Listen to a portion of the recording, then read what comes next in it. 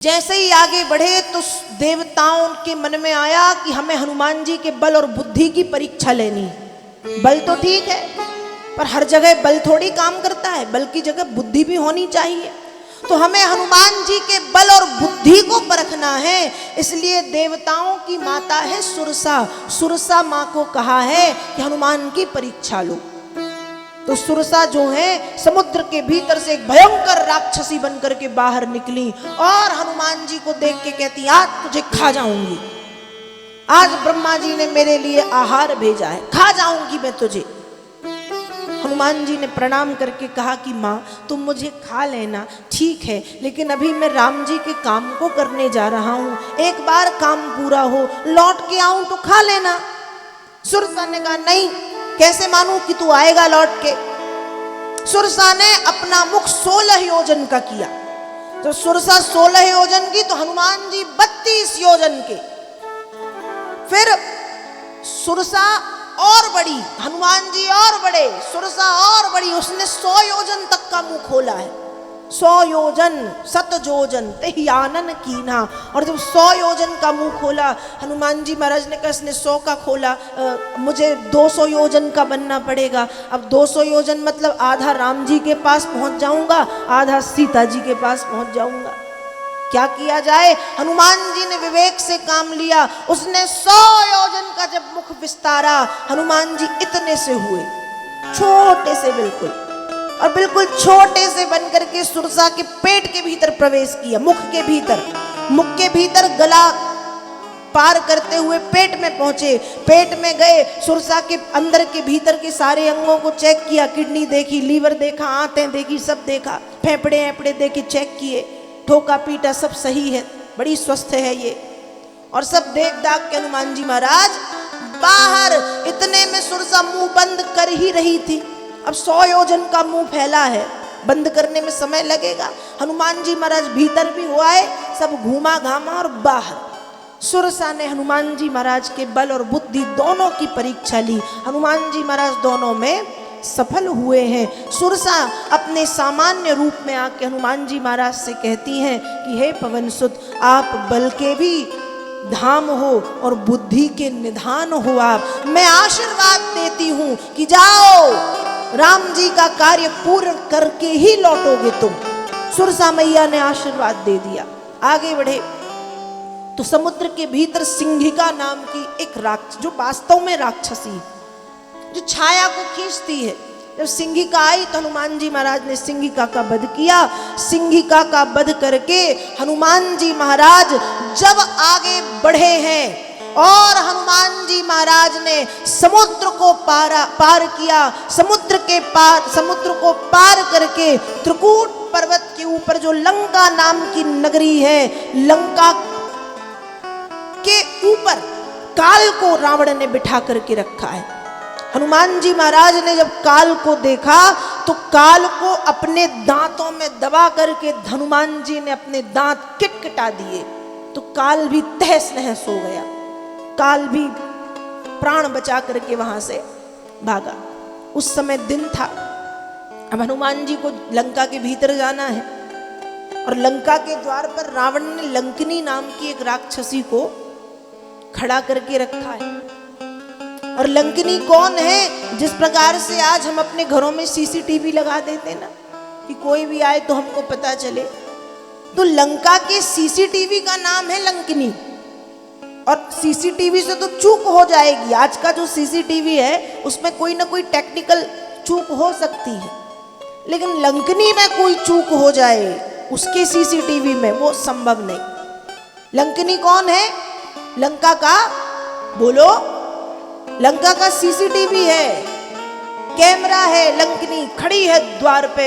हनुमान जी महाराज ने फिर भी रात का इंतजार किया कि रात होने दो। जैसे ही रात हुई, हनुमान जी ने सोचा इस बड़े भयंकर रूप में जब जाऊंगा तो वो तो उसको मतलब दिख जाऊंगा, और दिखूंगा तो फालतू में वही लड़ाई झगड़ा करो, मारो पीटो। इससे अच्छा है कि छोटा सा रूप बना के धीरे से भीतर चला जाता हूं, पता ही नहीं चलेगा।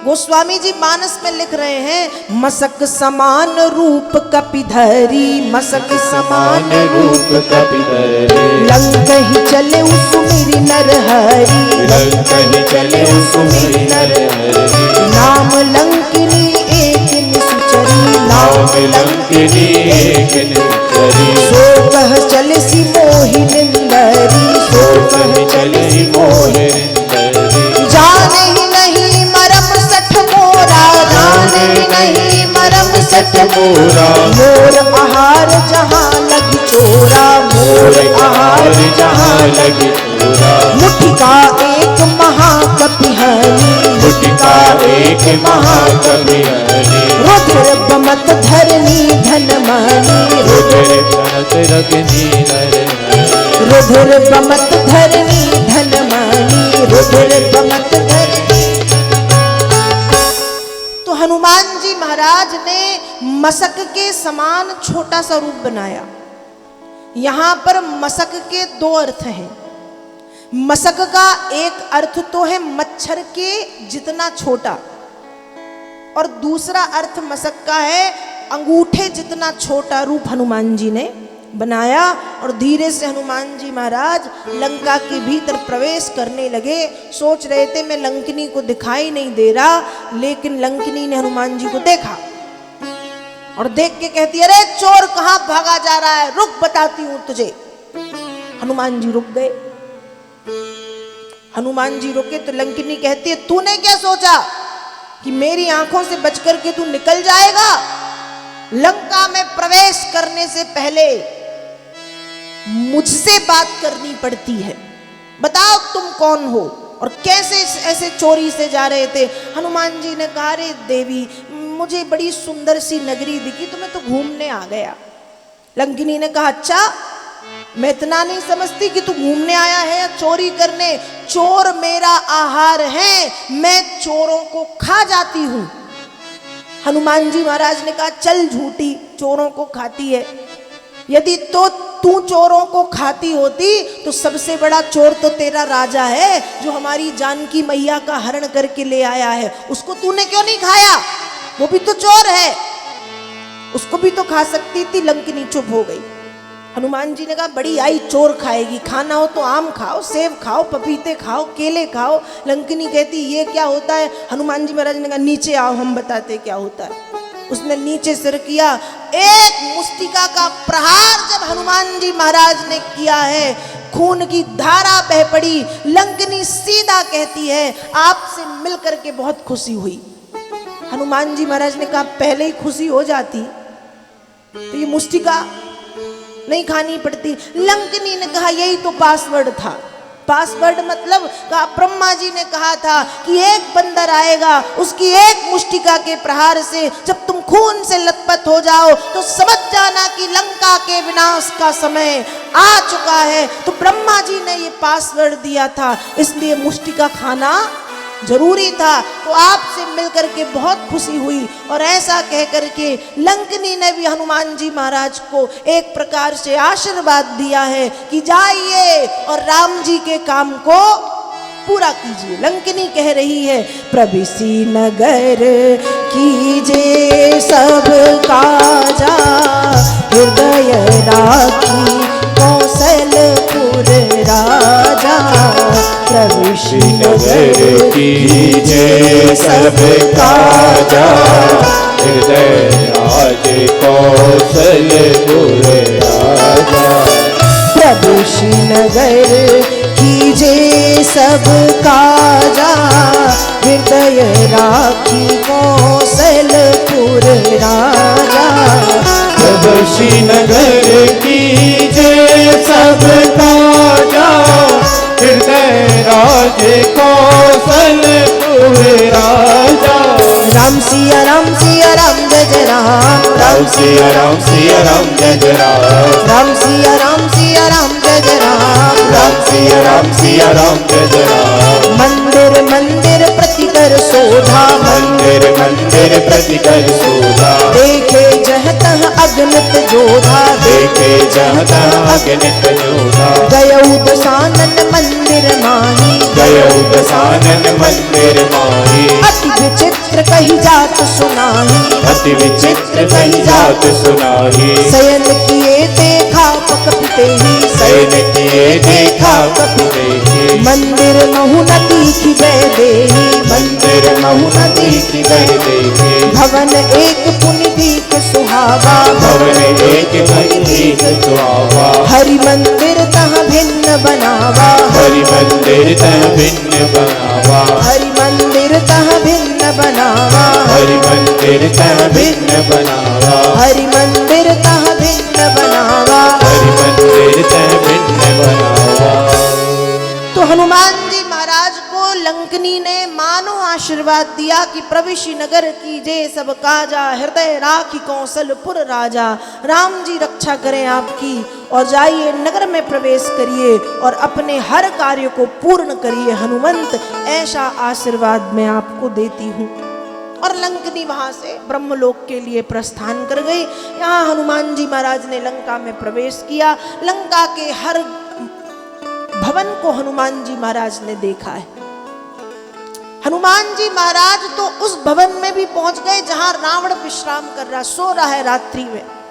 रावण को सोता हुआ देख के हनुमान जी को लगा कि अभी से यहीं पर मार डालूं, लेकिन फिर मन में बात आई कि जामवंत जी ने कहा है कि सीता का पता लगाना है। रावण को मारने का काम राम जी का है, राम जी का काम बिगाड़ना नहीं है।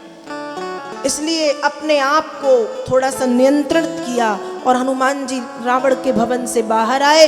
सारी लंका का भ्रमण किया है। उस पूरी की पूरी लंका में एक घर ऐसा है जहां पे तुलसी का पौधा लगा है और भगवान विष्णु के जो चिन्ह है, शंख चक्र गदा पद्म अंकुश आदि बने हुए हैं घर के बाहर।